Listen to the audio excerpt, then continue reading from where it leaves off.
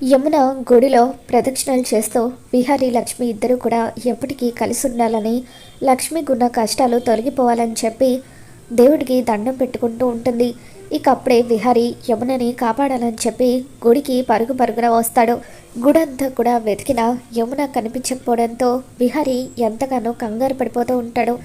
ఇక అక్కడ కనిపించిన వారికల్లా యమున ఫోటో చూపించి విహారీ అడుగుతూ ఉంటే ఎక్కడ చూడలేదని చెప్పి వాళ్ళు అంటూ ఉంటారు. ఇక దాంతో విహారీ మరింత టెన్షన్ పడిపోతూ, ఒకవేళ వాడు నాకంటే ముందుగా వచ్చి అమ్మని ఎత్తుకెళ్ళిపోయి ఉంటాడా, అమ్మని ఏదైనా చేసి ఉంటాడా, లేదు లేదు, ఎట్టి పరిస్థితుల్లోనూ అలా జరగకూడదు, భగవంతుడా మా అమ్మ క్షేమంగా ఉండేలాగా నువ్వే దీవించు తండ్రి అంటూ విహారీ దేవుడికి దండం పెట్టుకుంటూ ఇక అలా పంతులు గారి దగ్గరికి వెళ్ళి, పంతులు గారు మా అమ్మని చూసారా, మా అమ్మకు ఒక పెద్ద ఆపద ఉంది, అందుకే తన కోసం నేను గుడికి వచ్చాను అని చెప్పి విహారీ అంటూ ఉంటే, మీరు అడిగేది యమునమ్మ గురించా, ఇప్పుడే అర్చన చేయించుకొని ఇలా వెళ్ళారు బాబు అని చెప్పి పంతులు గారు అంటూ ఉంటారు. ఇక దాంతో చాలా థ్యాంక్స్ పంతులు గారు అని చెప్పి విహారీ యమునని వెతుకుతూ తన వైపు వస్తూ ఉంటాడు.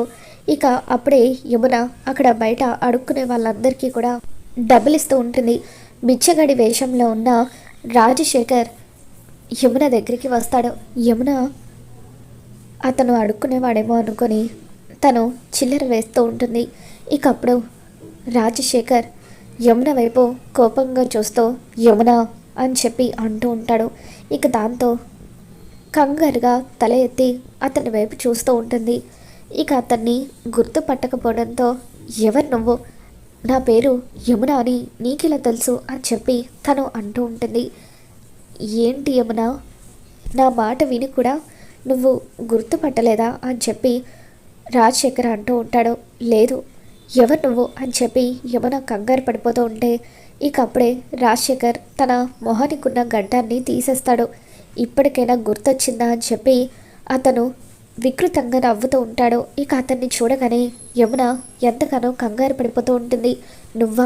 నువ్వు జైలు నుండి ఎప్పుడు రిలీజ్ అయ్యావని చెప్పి యమున అడుగుతూ ఉంటే, నేను రిలీజ్ అయ్యి వారం రోజులు అవుతుంది, వారం రోజుల నుండి ఎప్పుడెప్పుడు నిన్ను చంపడానికి నాకు అవకాశం దొరుకుతుందా అని నేను ఎంతో ఆశగా ఎదురు చూస్తున్నాను. ఆ రోజు నువ్వు నీ మొగుడు నా చేతుల్లో నుండి తప్పించుకున్నారు. నీ మొగుడి అదృష్టం బాగుండబట్టి వాడి చావు నా చేతుల్లో రాసి పెట్టలేదు. నేను జైలు నుండి విడుదలయ్యే కంటే ముందే నీ మొగుడు పైకి పోయాడు. ఇప్పుడు నీ చావు నా చేతుల్లో రాసి పెట్టి ఉంది, నీ అంత చూస్తాను అంటూ రాజశేఖర్ పాకెట్లో నుండి కత్తి తీస్తాడు. దాంతో యమున ఎంతగానో భయపడిపోతూ ఉంటుంది. వద్దు వద్దు, నన్ను ఏం చేయొద్దు అని చెప్పి యమున వేడుకుంటూ ఉంటుంది. ఇక సరిగ్గా అప్పుడే విహారీ యమునని వెతుక్కుంటూ అటువైపుగా వస్తూ ఉంటాడు. లక్ష్మి కూడా యమునకి ఏమవుతుందో ఏంటో అన్న కంగారులో పరిగెత్తుకుంటూ యమున దగ్గరికి వస్తూ ఉంటుంది. ఇక ఒక్కసారిగా రాజశేఖర్ కత్తితో యమునని పొడవబోతూ ఉంటే అప్పుడే లక్ష్మి అక్కడికి వచ్చి ఆ కత్తిని గట్టిగా పట్టుకుంటుంది. మర్యాదగా అడ్డు తప్పుకో, లేకపోతే ముందు నిన్ను చంపి ఆ తర్వాత దాన్ని చంపుతాను అని చెప్పి రాజశేఖర్ లక్ష్మిని బెదిరిస్తూ ఉంటాడు. ఇక దాంతో లక్ష్మి, యమునమ్మ గారి వంటి మీద ఒక్క ఘాటు పడినా సరే నిన్ను నేను ప్రాణాలతో వదిలిపెట్టను అని చెప్పి లక్ష్మి ఆ కత్తిని గట్టిగా పట్టుకోవడంతో ఇక రాజశేఖర్ ఒక్కసారిగా ఆ కత్తిని లాక్కునేసరికి లక్ష్మి చేతికి గాయమవుతుంది. ఇక అప్పుడే విహారీ అక్కడికి వచ్చి, రే ఎవట్రా నువ్వు, మా అమ్మని చంపాలని చూస్తావా అంటూ అతని 2 చెంపలు కూడా వాయిస్తూ ఉంటాడు.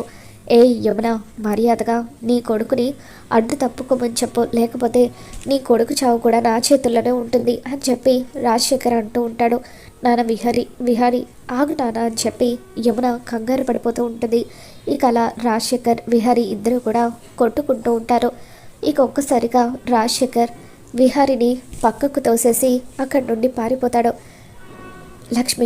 లక్ష్మి నీకేం కాలేదు కదమ్మా అని చెప్పి యమున కంగారు పడిపోతూ తన చీరను చించి లక్ష్మికి కట్టు కడుతుంది.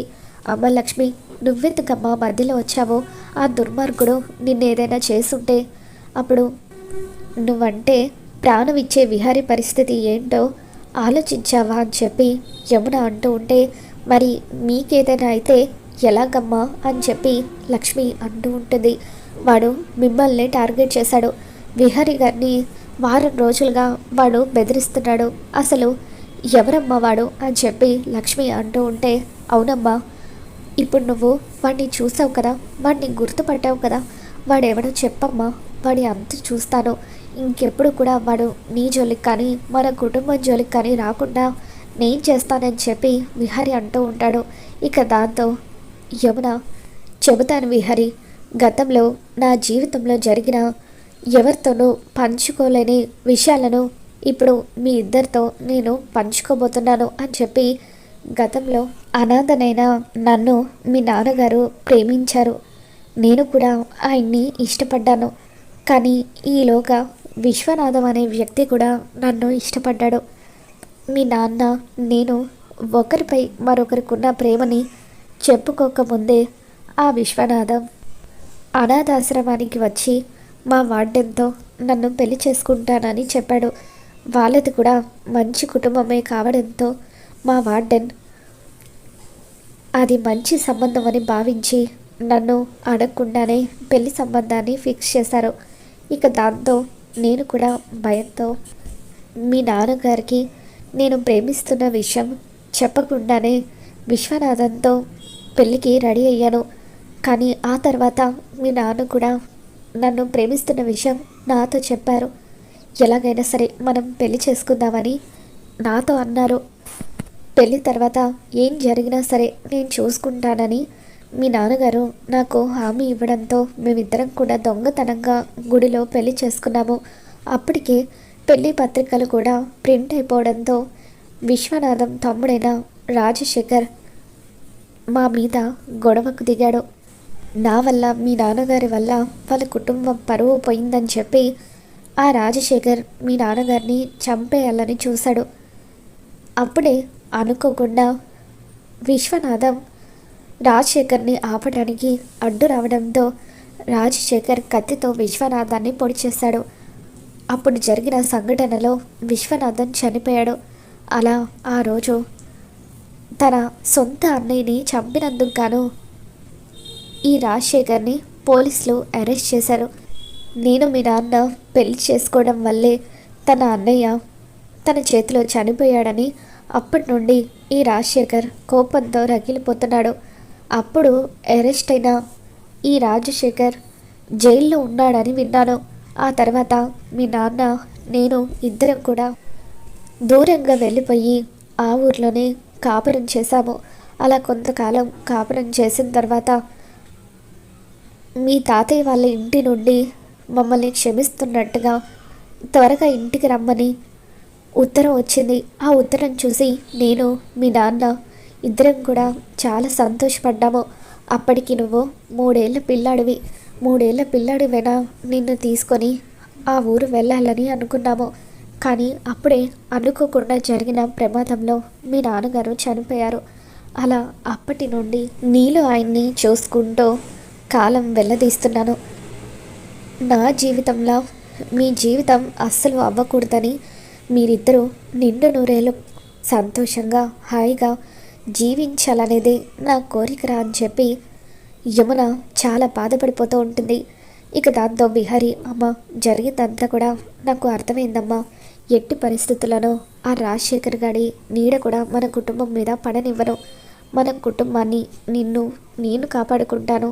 వాడు ఎక్కడున్నా సరే వాడిని అరెస్ట్ చేయిస్తానమ్మా అని చెప్పి విహారీ యమునకి చెబుతూ ఉంటే, విహారీ ఇదంతా కూడా వదిలేరా, ఎంత త్వరగా వీలైతే అంత త్వరగా లక్ష్మి నీ భార్య అన్న నిజాన్ని ఇంట్లో అందరి ముందు బయటపెట్టు.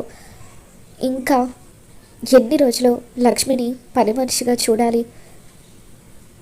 తను సంతోషంగా మన ఇంటి కోడలిగా దర్జాగా నీ పక్కన తిరగాలి. అదే నేను కోరుకునేది. ఆ తర్వాత నేను ఏ వైపోయినా కూడా పర్వాలేదు.